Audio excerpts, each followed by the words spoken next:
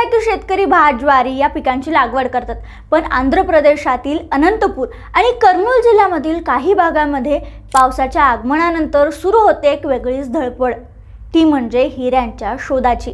होय, या भागात नैसर्गिक हिरे जमिनीखाली सापडतात आणि पावसामुळे ते मातीच्या पृष्ठभागावर येतात, त्यामुळे जणू पावसात हिऱ्यांची शेती तिथं फुलते। या काळात स्थानिक लोकांसोबतच दूरदूरच्या गावांमधून अगदी काका मामा मावशी म्हणजे अगदी संपूर्ण कुटुंब लोक इथं घेऊन येतात आणि सगळे मिळून हिरा शोधतात।